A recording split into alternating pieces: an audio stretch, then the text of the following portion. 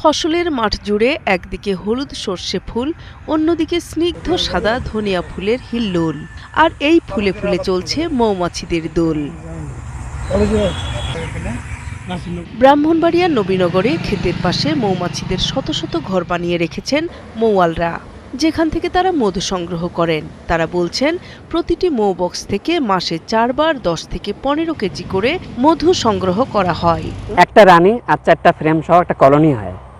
আপনার মনে করেন যে একটা বক্সে 7টা 9টা ফ্রেম আছে, আপনি যদি কিনে নেন তাহলে একটা ডিভিশন করে নিতে পারবেন। 4টে বা 3টা ফ্রেম মিলে একটা ডিভিশন, রানী সহ ডিভিশন হয়। এদিকে কৃষকরা জানান, ফসলের মাঠে মৌমাছির উপস্থিতি পরাগায়ন প্রক্রিয়াকে ত্বরান্বিত করে।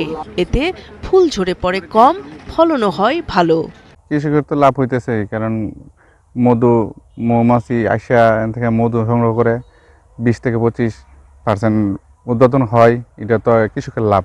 আমাদের এখানে মৌমাছি খামার আসার ফলে মৌমাছি যখন মধু আহরণ করে এতে ফুলের পরাগায়ন হয়, হওয়াতে 20 থেকে 25% ফলন বৃদ্ধি পায়। উপজেলা কৃষি কর্মকর্তা জানান, চলতি মৌসুমে 15 থেকে 20 টন মধু আহরিত হবে, যার বাজার মূল্য প্রায় কোটি টাকা।